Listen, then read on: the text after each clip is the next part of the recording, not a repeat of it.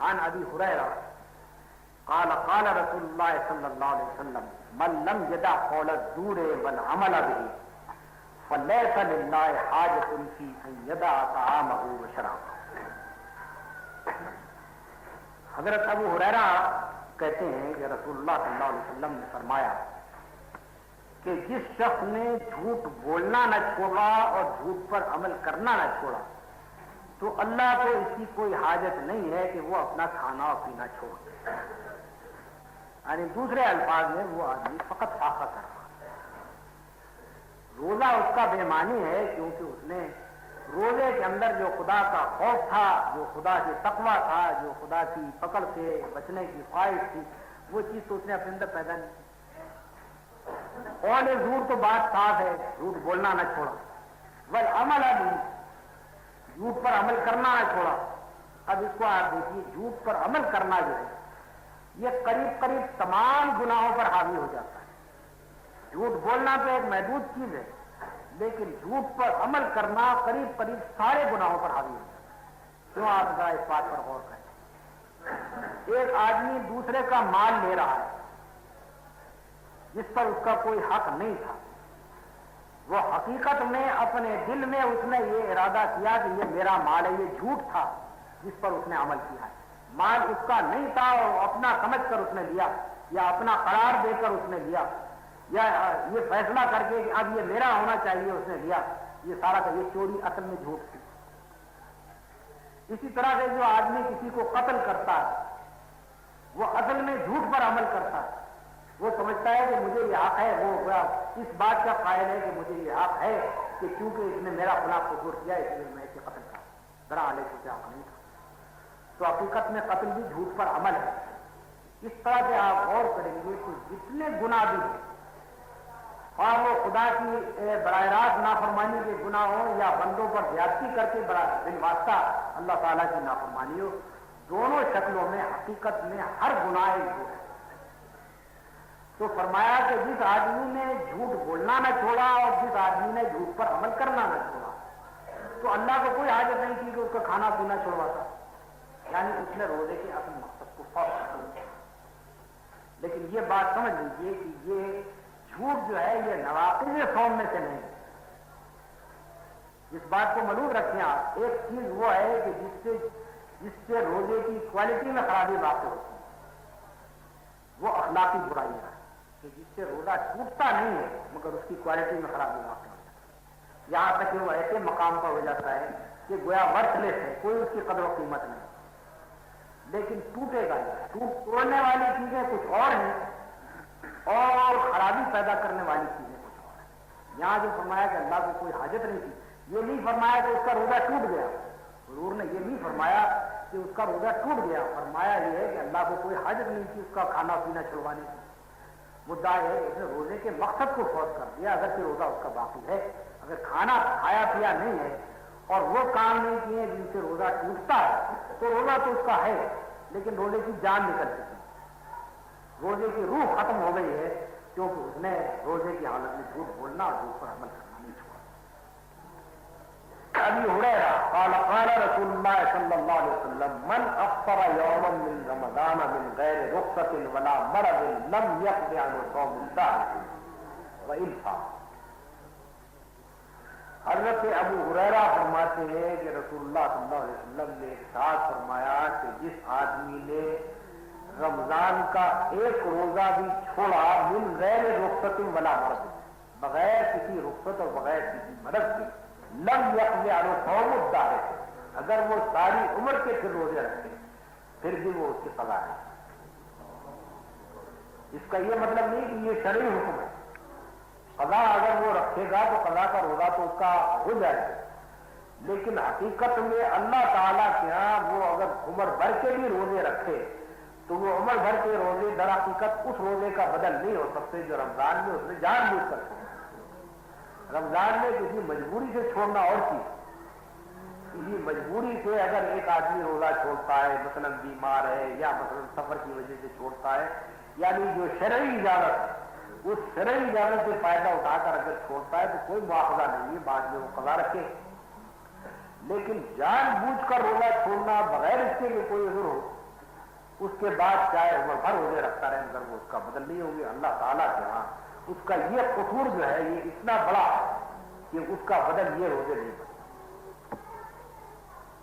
آپ تو سمجھ لیجیے کہ شریعت میں بعض چیزیں ایسی ہیں کہ جو قانونی حیثیت رکھتی ہیں, بعض چیزیں ایسی ہیں جو اخلاقی حیثیت رکھتی ہیں. تو قانونی طور پر تو اگر ایک آدمی نے جان بوجھ کر روزہ چھوڑا تھا تو وہ بعد میں قضا اس کے اوپر لازم ہے, بہرحال قضا تو اس کو رکھنی پڑے گا, قانون کا تقاضا یہ ہے کہ وہ قضا رکھے. لیکن اخلاقی حیثیت سے یہ جو قضا کا روزہ ہے ایک نئی عمر بھر کے روزے بھی بدل نہیں ہو سکتے اس ایک روزے کا جو اس کی جان بوجھ کر رکھتا ہے.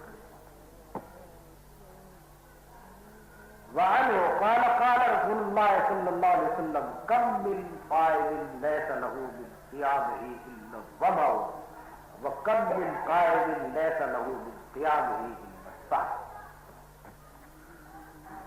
حضرت ابو ہریرہ کی روایت ہے کہ رسول اللہ صلی اللہ علیہ وسلم نے فرمایا کہ کتنے ہی روزدار ایسے ہیں کہ جن کو اپنے روزے کے سوائے پیاس کے اور کچھ حاصل نہیں, اور کتنے ہی راتوں کو کھڑے ہو کر عبادت کرنے والے ایسے ہیں جن کو اپنی اس عبادت سے بجز رات کی نیند سے محروم ہونے کے اور کچھ حاصل نہیں. اب یہاں معلوم ہوتا ہے کہ اعمال کی دو حیثیتیں, ایک اعمال کی ظاہری حیثیت ہے. اگر ظاہری حیثیت سے جو شریعت نے جس طرح سے بتایا ہے اس طریقے سے آپ کوئی عمل کر دیتے ہیں تو وہ عمل آپ نے کر دیا, آپ کے ذمے جو چیز تھی وہ ثابت ہو, فریضہ آپ نے ادا کر دیا. دوسری چیز ہے اس عمل کی حقیقت. وہ عمل کی حقیقت جو ہے اس کی حیثیت بالکل ایسی ہے جیسے آپ کے جسم کے اندر روح ہو. ایک آدمی اگر مر جائے اور روح اس کی نکل جائے پورا جسم جو کا تو موجود ہوتا ہے, اس میں کوئی چیز کم نہیں ہوتی, تمام اعضاء موجود ہوتے ہیں, پورا کا پورا جسم سامنے رکھا ہوا ہے. لیکن فرق کیا واقع ہے, پہلے زندہ تھا اب زندہ نہیں. ایک روح ایسی چیز کہ آپ مرنے کے ایک منٹ پہلے اس کا آپ وزن کر لیجئے اور مرنے کے بعد پھر اس کا وزن کیجیے تو کوئی فرق واقع نہیں ہوگا, معلوم نہیں ہوگا کہ کوئی چیز اس کے اندر سے وزنی نکل گئی. لیکن وہی تھی اصل جان اس کی, جس کے نکلنے کے بعد اس جسم کی حیثیت اس سے زائد کچھ نہیں رہتی کہ لے جا کر قبر میں دفن کرتی. زندہ کو دفن کرنے کا آپ خیال بھی نہیں کر سکتے اور مردہ کو زمین کے اوپر رکھے رہنے کا خیال نہیں کر سکتے. یہ فرق ہے اعمال کی اصل حقیقت اور اعمال کی شکل. اگر ایک آدمی عمل کی وہ شکل پوری نہیں کرتا یہ شریعت نے بتائی ہے تب عمل بیکار ہے, اور اگر ایک آدمی عمل کی وہ جو جان ہے وہ اس کے اندر پیدا نہیں کرتا تب وہ عمل خدا کی نگاہ میں کوئی وزن و کوئی معنی نہیں رکھتا. ایک آدمی نے دن بھر کھایا پیا نہیں, ظاہر بات ہے کہ اس نے روزے کی جو ظاہری شکل ہے وہ پوری کر دی, کوئی شخص بھی یہ نہیں کہہ سکتا کہ اس کا روزہ ٹوٹ گیا. لیکن اگر دن بھر اس کو خدا کا خیال تک نہ آیا, دن بھر خدا کا تصور ہی اس کے ذہن میں نہ آیا, دن بھر وہ ہر طرح کے ناجائز افعال کرتا رہا, رونے کی حالت میں جھوٹ بولتا رہا, حرام خوریاں کرتا رہا, لوگوں کے اوپر ظلم کرتا رہا, لوگوں کے مال مار کر کھاتا رہا, ہر طرح کی زیادتیاں وہ حق خدا کے اوپر کرتا رہا اس روزے کی حالت میں. آپ یہ تو نہیں کہہ سکتے کہ اس کا روزہ ٹوٹ گیا کیونکہ یہ جھوٹ بولا تھا یا اس نے حرام خوری کی تھی یا اس نے کوئی ظلم کیا. جب تک کہ وہ روزہ توڑنے والا کوئی عمل نہیں کرتا اس وقت تک روزہ تو نہیں ٹوٹے گا, لیکن روزے کے اندر کوئی جان نہیں.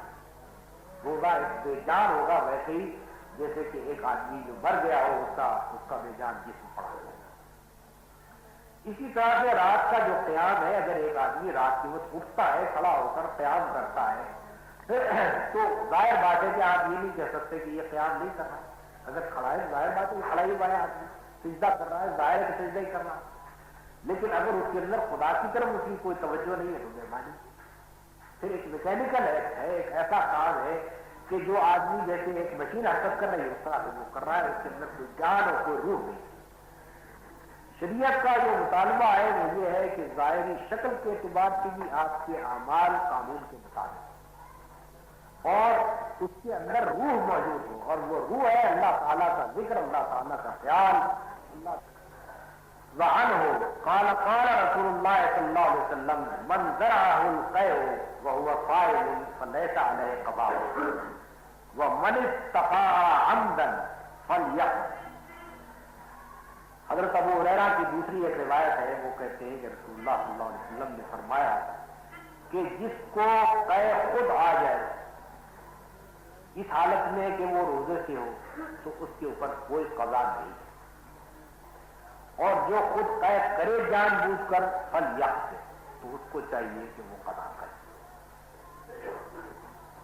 خود بخود اگر قے آ جائے تو اس کے معنی یہ ہے کہ اس کا اپنا کوئی قصور اس کے اندر نہیں، اس نے عمدن روزہ نہیں توڑا ہے بلکہ خود بخود اس کو قے آ. اس وجہ سے اس کا حکم وہی ہے جیسے کہ مثلا کوئی شخص بھوکے سے بھولے سے کھانا کھا لے، بھولے سے اگر پیٹ بھر کر بھی کھا لے اور بالکل کھانے سے فارغ ہونے کے بعد اس کو یاد آئے کہ میں روزے سے تھا، تب بھی اس پر کوئی قضا نہیں. قضا اس صورت میں ہوگی جبکہ اس نے عمدن کھا. فرض کیجیے کہ ایک آدمی کے پیٹ میں ایسی تکلیف ہو رہی ہے کہ اس سے اب برداشت نہیں ہوتا اور وہ قے کرتا تو اس صورت میں اس کے اوپر قضا لازم ہے.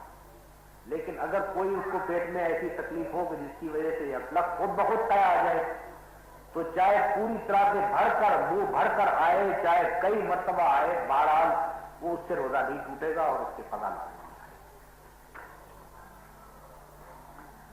وعن عامر بن ربيعة قال رأيت النبي صلى الله عليه وسلم ما لا أعطي يتصدق وهو صائم.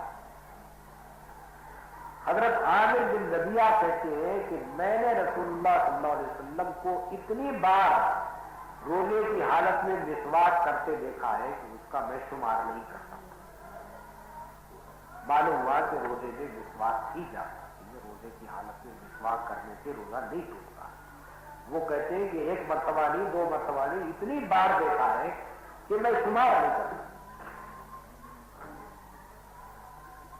وعن انس قال جاء رجل الى النبي صلى الله عليه وسلم قال اشتكيت عيني فافأكتحل وانا صائم قال نعم. حضرت انس کہتے ہیں کہ ایک شخص رسول اللہ صلی اللہ علیہ وسلم کی خدمت میں آیا اور اس نے عرض کیا کہ میری آنکھوں میں تکلیف ہے. افأکتحل وانا صائم، کیا میں روزے کی حالت میں سرما لگا لوں؟ قال لا. رسول اللہ صلی اللہ علیہ وسلم نے فرمایا کہ ہاں لگا. یہ روایت ضعیف ہے، تاہم اس سے اگر اس کو صحیح مانا جائے تو اس سے صرف اتنی گنجائش نکلتی ہے کہ سرما لگائے، چاہے جو ذرا سی ایک چیز ہے جو سلائی میں لگتا ہے، لیکن اس سے یہ استدلال نہیں کیا جا سکتا کہ آنکھ کے اندر باقاعدہ دوائی ٹپکانے کا کام نہیں کیا جا سکتا، اس لیے کہ آنکھ کے اور حلق کے درمیان کوئی رکاوٹ نہیں. اگر آپ مثلاً کوئی رنگین دوا آنکھ میں ڈالیں تو تھوڑی دیر کے بعد آپ دیکھیں گے کہ وہ رنگ آپ کے منہ میں آ جائے گا. آپ اگر تھوکیں گے تو اسی رنگ کا تھوک لیں. کان کے اور حلق کے درمیان ایسا پردہ ہے کہ دوا گزر نہیں سکتی. اگر آپ کان بھر بھی دیں تب بھی قطعی طور پر کوئی ذرا سی نمی بھی باہر نہیں جائے گی کان کے پردے سے گزر. لیکن آنکھ میں اگر آپ دوا ڈالیں گے تو وہ حلق تک پہنچ جائے گی. کیونکہ بعض لوگوں کو یہ مسئلہ نہیں معلوم ہے، اس وجہ سے وہ سمجھتے ہیں کہ کان میں دوا ڈالنے سے تو روزہ ٹوٹ جاتا ہے اور آنکھ میں دوا ڈالنے سے نہیں. حالانکہ معاملہ اس کے پاس آنکھ میں دوا ڈالنے سے ٹوٹ جائے گا، کان میں دوا ڈالنے سے نہیں. وہ سمجھتے ہیں کہ کیونکہ یہ اندر ایک ہول ہے جس کے اندر جائے گا اس وجہ سے ٹوٹ جائے گا، حالانکہ وہ حلق سے کسی طرح گزر گئی. یہ مسئلہ فقہ کا نہیں ہے، حقیقت میں یہ مسئلہ طبی ہے. یعنی اگر ایک آدمی ایناٹومی سے واقف ہو اور فزیولوجی سے واقف ہو وہ تو اس مسئلے کو جانے گا. فقیہ بیچارہ اس بات کو نہیں جان سکتا، فقیہ کا فن یہ نہیں. فقیہ تو یہ سمجھے گا کہ جو چیز جوف میں جا رہی ہے وہ روزہ توڑ دینے والی. وہ چونکہ یہ سمجھتا ہے کان میں دوا ڈالنے سے جوف میں چلی جاتی ہے، اس وجہ سے وہ کہتا ہے کہ ٹوٹ جائے گی. اگر یہ ثابت ہو جائے کان میں دوا ڈالنے سے وہ جوف میں نہیں پہنچ سکتی، ظاہر بات ہے کہ روزہ اس سے نہیں ٹوٹے. وعن بعض اصحاب النبی صلی اللہ علیہ وسلم قال لقد رأيت النبي صلی اللہ علیہ وسلم بالعرض يصب على رأسه الماء وهو قائم من العطش اور من الحر. رسول اللہ صلی اللہ علیہ وسلم کے ایک صحابی یہ فرماتے ہیں، ان صحابی کا نام نہیں لیا گیا. رسول اللہ صلی اللہ علیہ وسلم کے ایک صحابی یہ فرماتے ہیں کہ میں نے رسول اللہ صلی اللہ علیہ وسلم کو عرض کے مقام پر دیکھا. عرض مکے و مدینے کے درمیان ایک مقام. عرض کے مقام پر دیکھا کہ آپ سر پر پانی ڈال رہے ہیں روزے کی حالت میں، من العطش اور من الحر، گرمی کی تکلیف کی وجہ سے یا پیاس کی تکلیف سے. یعنی گرمی کا زمانہ تھا، آپ روزے سے تھے، اس حالت میں آپ سر پر پانی ڈال رہے تھے تاکہ تشنگی کم ہو یا گرمی کی تکلیف کم ہو. اس سے معلوم ہوا کہ اس طرح کے روزے میں کوئی خرابی واقع نہیں ہو سکتی، بلکہ اگر آپ دن بھر ٹب میں بیٹھے رہے اور سارا جسم آپ کا بھیگتا رہے اس کے اندر پانی کے اندر، اور سر کے اوپر بھی آپ پانی ڈالتے رہے، بار بار آپ پانی ڈالیں، تب بھی روزہ نہیں ٹوٹے. اگرچہ مسامات کے ذریعے سے پانی اندر جذب ہو. جب کبھی آپ گرمی کے زمانے میں اس طرح کے ٹب میں بیٹھیں گے یا نہائیں گے تو مسامات کے ذریعے سے پانی جذب ہوگا، اسی کی وجہ سے تشنگی کی شدت کم ہوگی. لیکن یہ روزہ توڑنے والی چیز نہیں. روزہ توڑنے والی چیز یہ ہے کہ آپ حلق سے پانی کا ایک قطرہ گزار دیں گے تو خوب. وعن عطا قال ان مضمض ثم افرغ ما فيه من الماء لا يغيره ان يزدرج ريقه وما بقي فيه. عطا کہتے ہیں یہ بڑے مشہور تابعی ہیں اور بہت بڑے فقیہ ہیں، تو یہ ان کے فتوے کے طور پر انہوں نے نقل کیا، یہ بھی حدیث ہے. یہ عطا کہتے ہیں، مسئلہ بیان کرتے ہیں کہ اگر کوئی شخص کلی کرے، منہ میں پانی لے اور منہ میں پانی لے کر کلی کرے اور پانی چھوٹ سے نکال دے تو لا یزمرہ ان یزدرج ریقہ، تو آدمی کے لیے کوئی مذائقہ نہیں ہے کہ وہ اپنا تھوک نگل لے. وہ ماں بقیہ فیسی ہے، اس کے منہ میں اگر اس پانی کا کوئی اثر باقی بھی ہے تو اس سے روزہ نہیں ہوتا. یہ نہ ہو کہ آدمی منہ میں کوئی تھوڑا سا پانی بچا کر رکھ لے اور پھر وہ تھوک کے ساتھ نکلے، یہ بات نہیں ہے. ان کا کہنا یہ ہے کہ اگر ایک آدمی نے کلی کی اپنی طرف سے پانی سارا نکال دیا، اب ظاہر بات ہے کہ منہ میں اس پانی کی وجہ سے کچھ نہ کچھ تری تو پیدا ہوئی تھی، کچھ خشکی تو دور ہو گئی تھی. اب اگر وہ اپنا تھوک نگل لیتا ہے اور اس کے ساتھ اس پانی کا اثر خود بخود اگر کچھ رہ گیا اور وہ چلا گیا تو اس سے روزہ نہیں ٹوٹتا. قصدن پانی بچا کر منہ میں رکھنا اور پھر اس کو اتارنا تھوک کے ساتھ، یہ مراد نہیں ہے. وَلَا يَمْنَعُ الْعِلْقَ فَإِنِ ازْدَرَجَ رِيقَ الْعِلْقِ لَا أَقُولُ إِنَّهُ يُفَطِّرُ وَلَكِنْ يُنْهَى عَنْهُ. دوسری بات یہ بیان کرتے ہیں کہ روزے کی حالت میں مستگی نہ چبائے، مستگی کو منہ میں رکھ کر نہ چبائے. فَإِنِ ازْدَرَجَ رِيقَ الْعِلْقِ، کیونکہ اگر اس مستگی کا کوئی اثر تھوک میں رہ گیا اور پھر اس تھوک کو اس نے نگلا تو لا اقول انه يفطر ولكن ينهى، تو میں یہ تو نہیں کہتا کہ اس کا روزہ ٹوٹ جائے گا، لیکن اس سے روکا جائے. اب اس سے آپ سمجھ سکتے ہیں کہ منجن یا پیسٹ وغیرہ کا کیا ہوتا ہے.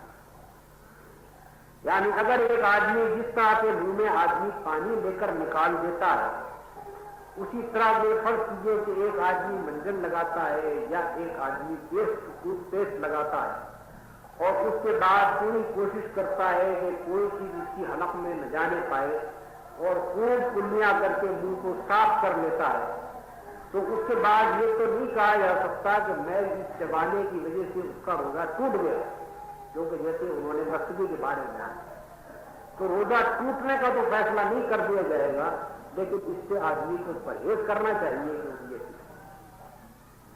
پانی ایک ایسی چیز ہے کہ وہ تھوک کے ساتھ مل کر پوری طرح سے نکل جاتا ہے، لیکن دوسری چیزیں کیونکہ کچھ نہ کچھ گاڑی ہوتی ہے، ان کے اندر کچھ نہ کچھ گندگ ہوتی ہے، اس وجہ سے اس کا امکان ہے کہ آپ کی تمام کوششوں کے باوجود کچھ نہ کچھ منہ میں لگائیں.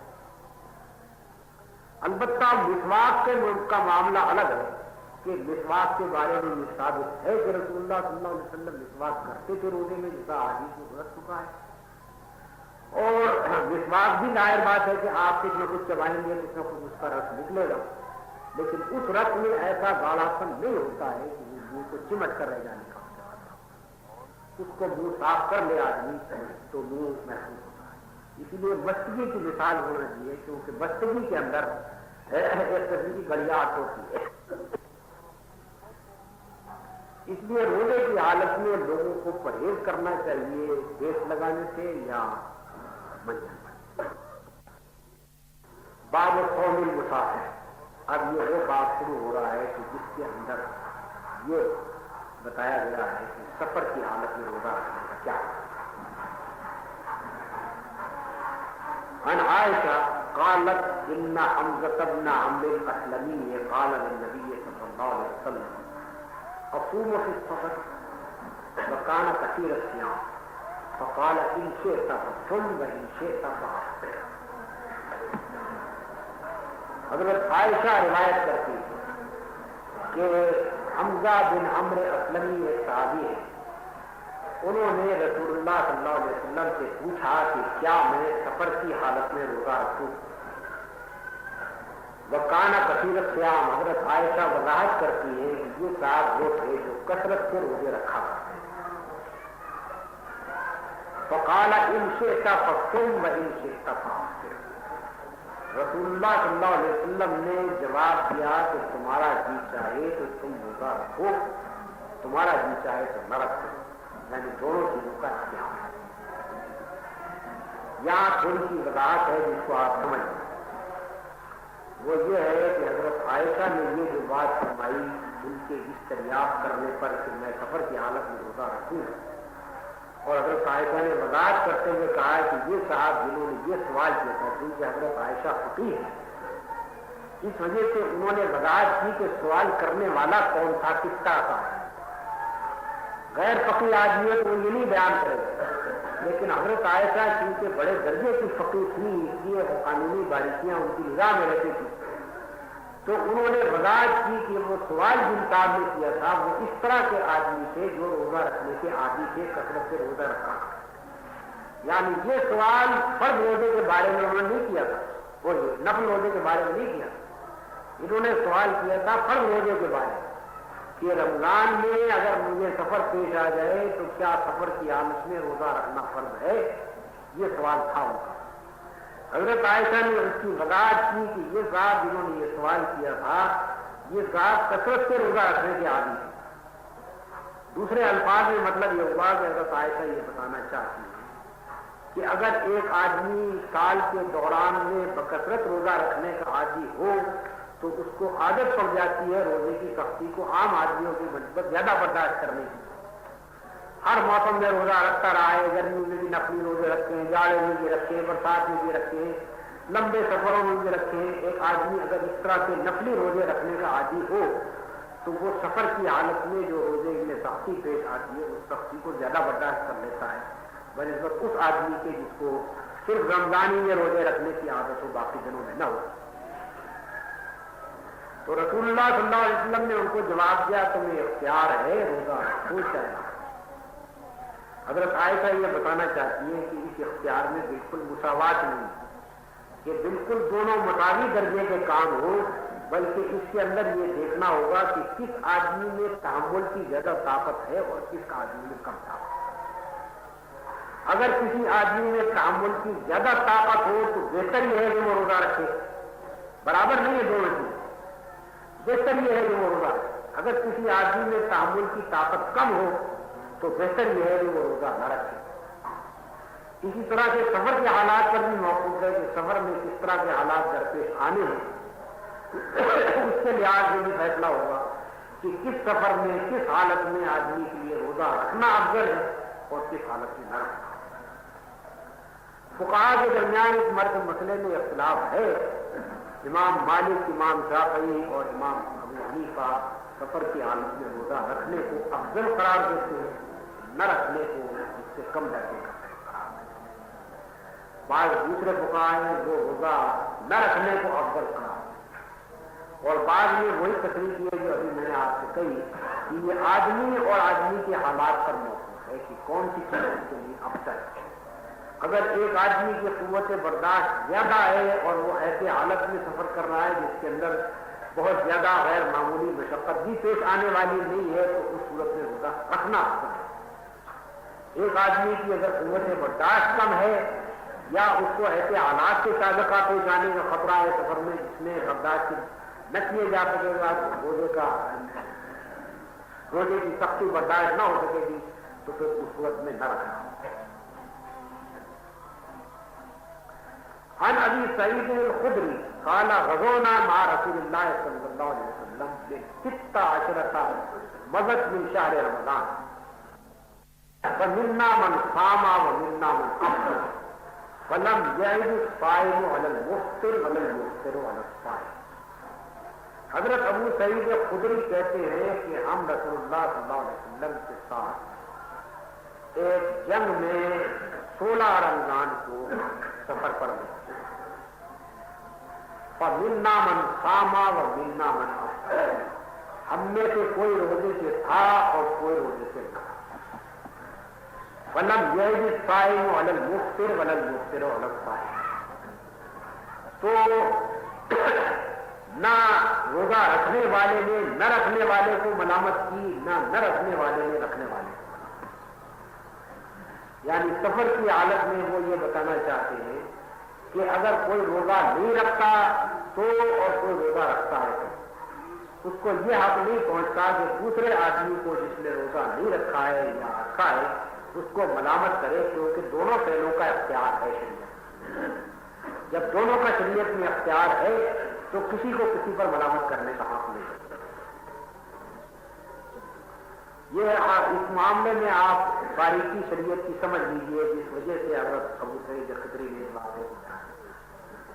شریعت میں یہ بات ہے کہ اگر کسی شخص کو اختیار ہے دو کام کرنے کا شریعت کی روح سے، دونوں برابر کے کام ہیں، اس صورت میں وہ جو کام بھی کرے اس کام پر کسی شخص کو ملامت کرنے کا حق نہیں، کیونکہ اگر وہ ملامت کرتا ہے تو شریعت کے مزاج میں اعتدالی پیدا کرتا ہے، اگر وہ ملامت کرتا ہے تو خود چارے بننے کی کوشش کرتا ہے کہ شریعت نے تو برابر کا اختیار دیا تھا اور آپ ترجیح دے کر ملامت کرنے پر اتر آئے، تو وہ خود چارے بننے کی کوشش کرتا ہے، شریعت کے مزاج میں اعتدالی پیدا کرتا ہے، بے جا سختی کرتا ہے لوگوں کو، جو رعایت اللہ تعالیٰ نے دی تھی اس کو یہ چھینے لیتا ہے، اپنے ہاتھ میں اختیارات لے رہا ہے اشارے کی کہ اللہ نے رعایت دی کہ اگر تم چاہو تو تم اس رعایت سے فائدہ اٹھا سکتے ہو، آپ نے کہا نہیں، میں کہتا ہوں کہ تم اختیار نہیں رکھتے، تم اس کا اس رعایت سے فائدہ نہیں اٹھا سکتے۔ تو اس وجہ سے یہ بات بڑی چھوٹی سی ہے کہ ایک آدمی روزہ رکھ رہا ہے دوسرا نہیں روزہ رکھ رہا ہے، ایک نے دوسرے کو ملامت کی ہے درا علیہ کی شریعت کی وجہ دونوں کو اختیار ہے، اگر اس نے ملامت کی ہے بظاہر بڑی چھوٹی سی بات ہے لیکن حقیقت میں بہت بڑی بات ہے۔ لوگوں کے اندر اعتدال پیدا کرنے کے لیے اور شریعت کے احکام کی پابندی اور اطاعت پیدا کرنے کے لیے ضروری ہے کہ اس بات کو اچھی طرح آدمی سمجھ لے کہ جس جگہ ہمیں ملامت کرنے کا حق نہیں ہے وہاں ملامت نہیں کرتا، جس جگہ کوئی شخص جائز طور پر خدا کی دی گئی ایک رعایت سے فائدہ اٹھا رہا ہے آپ کو کوئی حق نہیں پہنچتا اس پر اعتراض کرنا۔ وعن جابر قال كان رسول الله صلى الله عليه وسلم في سفر فرأى زحاما ورجلا قد ظلل عليه فقال ما هذا؟ قالوا هذا صائم، فقال ليس من البر الصوم في السفر۔ حضرت جابر بن عبداللہ کہتے ہیں کہ رسول اللہ صلی اللہ علیہ وسلم سفر میں تھے، ایک جگہ آپ نے دیکھا کہ لوگوں کا ہجوم ہو گیا ہے اور ایک آدمی کے اوپر لوگ سایہ کر رہے ہیں، فقال ما هذا، لوگوں نے پوچھا کیا معاملہ ہے؟ وہ رسول اللہ صلی اللہ علیہ وسلم نے پوچھا کہ کیا معاملہ ہے؟ قالوا صائم، لوگوں نے کہا یہ شخص روزدار ہے، یعنی روزے کی حالت میں بدحال ہو گیا ہے سختی کی وجہ سے، اس وجہ سے یہ ایک جگہ گر گیا ہے، اب لوگ اس کے اوپر سایہ کیے ہوئے ہیں کہ دھوپ ووپ نہ پڑے اس کے اوپر اور اس کا اور زیادہ برا حال ہے۔ فقال لیس من البر الصوم فی السفر، حضور نے فرمایا کہ سفر میں روزہ رکھنا کوئی نیکی نہیں۔ اس سے بعد جن لوگوں نے یہ استدلال کیا ہے کہ سفر میں روزہ نہ رکھنا افضل ہے، انہوں نے اس حدیث سے استدلال کیا، لیکن اس حدیث میں یہ بات واضح نہیں ہے کہ رسول اللہ صلی اللہ علیہ وسلم نے ہر حالت میں سفر میں روزہ رکھنے کو بری بات قرار دیا تھا، یا یہ کہ نیکی کے خلاف کام قرار دیا تھا، یا کسی خاص حالت، یا آج حالت خود سامنے آ رہی کہ ایک آدمی گر گیا تھا، سفر میں ہے، معلوم ہوتا ہے سخت گرمی کا زمانہ تھا، دن سے سفر کیا گیا، اس حالت میں اس سے برداشت نہیں ہو سکا، گر گیا، لوگ جمع ہو گئے، اس کے اوپر ضائع کر رہے ہیں، تو رسول اللہ صلی اللہ علیہ وسلم نے اس حالت میں یہ فرمایا کہ یہ کوئی نیکی نہیں ہے کہ اس طرح سفر میں روزہ رکھا ہے۔ یعنی سفر میں اگر روزہ رکھو تو یہ اندازہ کر کے رکھو کہ سفر ایسا ہے، حالات ایسے ہیں، میری طاقت ایسی ہے کہ میں برداشت کر لے جاؤں گا، سفر میں زیادہ غیر معمولی سختی پیش نہیں ہے۔ لیکن جس جگہ آدمی اپنے اندر اتنی قوت برداشتی محسوس نہ کرتا ہو اور سفر بھی زیادہ سخت نظر آ رہا ہو، تو اس حالت میں جان بوجھ کر روزہ رکھنا اور پھر جا کر بدحال ہونا یہ کوئی نیکی نہیں، یہ اس حدیث کا مطلب ہے۔ وعن انس قال كنا مع النبي صلى الله عليه وسلم في السفر فمنا الصائم ومنا المفطر فنزلنا منزلا في يوم حار فسقط الصوامون وقام المفطرون فضربوا الأغنية وسقموا الركاب فقال رسول الله صلى الله عليه وسلم ذهب المفطرون اليوم بالأجر۔